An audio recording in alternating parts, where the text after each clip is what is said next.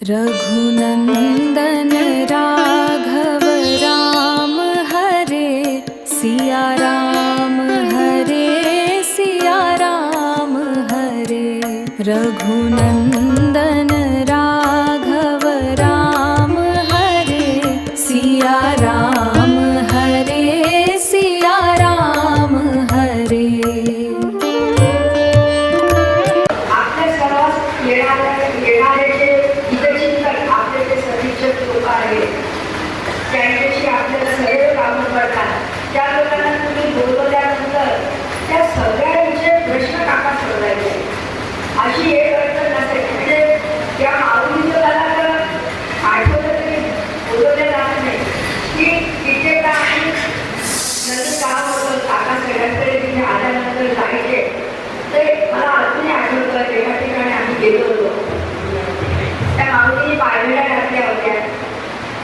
पायघड्या घालायच्या तिच्या घालून जातात ती साडी काढून धुवून दिली होती आणि त्या कामाला आतमध्ये चालल्या गेल्या. कामाला आत गेल्यानंतर तेवढ्या काका आले.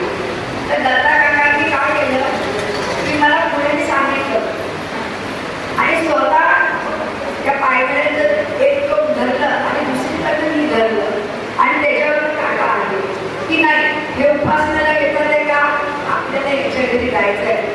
म्हणजे इतकं साधेपणाने काकामध्ये राहिले. उपासनेसाठी जोपर्यंत त्याच्यासाठी त्यांनी काय केलं नाही इतकं ते झटायचं आपल्यासाठी. प्रत्येक वेळेला मागे दाखवायचे. प्रत्येक वेळेला उपासनेमुळे मग नंतर काका बऱ्याच वेळेला बहिणीला यायचे. त्याच्यामध्ये मग सगळी मंडळी यायची. प्रत्येकाला उपाय सांगायचे अगदी प्रत्येकाचं हित करायचे आणि हित करताना त्यांना कोणी असं हे नसायचं तो घरातला काम करणारा गरीब माणूस असू दे की श्रीमंत माणूस असू दे. काल सगळ्यांनी जेव्हा अनुभव सांगितले की दत्ता काका काय होते तर त्या काळामध्ये याच्यानंतर ते फक्त दोन चमत्कार म्हणजे की काका इतके आघात होते की ही उपासनेमुळे काय काय ते करायचे लोकांसाठी की अतिशय गरीब आपल्याकडे कामाला होतात. परिस्थिती अतिशय त्याची साधारण होती आणि त्याला ते दिसायचं की इथे महाराज आलेले आहेत. सगळेजण उपाय काहीतरी विचारून राहिलेले आहेत आणि तो समोर आला आणि मला म्हणाला की बाई मला आहे ना बरं वाटत नाही तर आपल्याला काका काही उपाय सांगतील का. महाराज बाबाजी म्हणतात त्या भागामध्ये. महाराज नाही म्हणाला तो बाबाजी जे बसले ते सांगतील का पण तुम्ही सांगतील का ते बाबाजी सांगतील म्हणलं. आणि तो त्याला काय झालेलं होतं की खोकला जरी आला तरी त्यातनं त्याला डॉक्टर यायचं. इतकं सिव्हिअर TB त्याला झालेला होता. त्याची तब्येत अतिशय खराब झालेली होती आणि गरिबीमुळे तिच्या आहाराची त्याची सोय नव्हती. यांनी त्याचं एक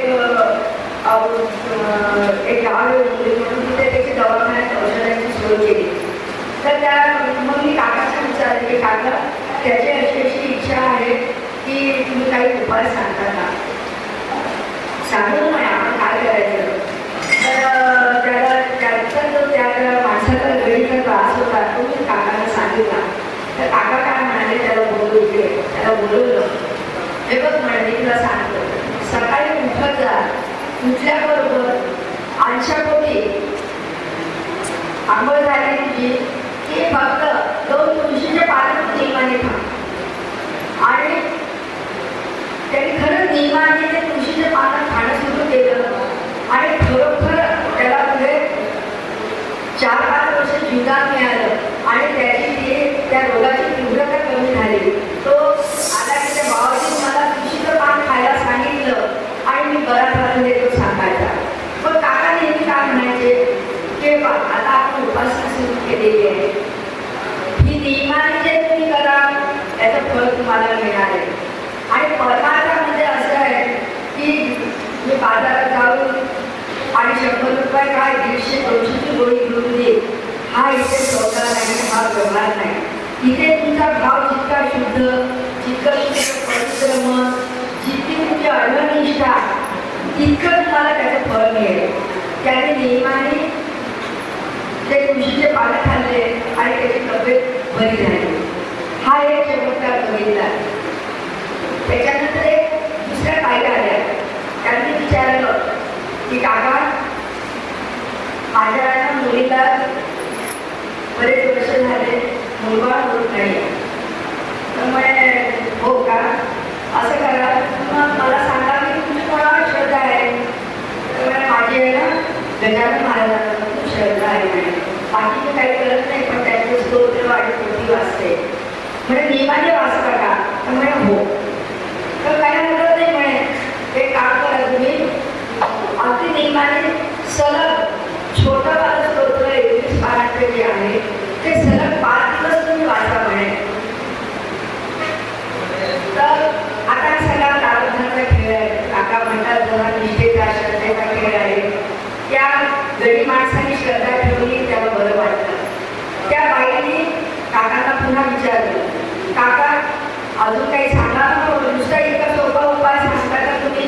काहीतरी उपास वगैरे काही करू नका ताई. तुम्ही जे रोज करताय ना तेच सलग खंड न पडता 5 दिवस हे स्तोत्र तुम्ही वाचा. काय करावं मग फार सोपं सांगितलं या काकाने. मी अजून काही सांगितलं असतं ना तर मी केलं असतं. त्यात माझ्याजवळ झुकून द्या आणि मी शांत राहिले. तुम्हाला सांगते की त्या घरी गेल्या. अगदी आपल्या घराच्या जवळ त्या राहायच्या. तर त्यानंतर त्यांनी ते दुसऱ्या दिवशी आता काका गेल्यानंतर ते सुरू करणार. तर ते सुरू केल्यानंतर जी बाई नियमाने ती स्तोत्र वाचायची त्या बाईकडनं सलग 5 दिवस काही केल्यास ते स्तोत्र वाचल्या गेलं नाही. आणि झालं काय, एका काहीतरी अडचण झाली, दुसऱ्याला ते बाणपण झालं, कोणाची बुद्धी आली.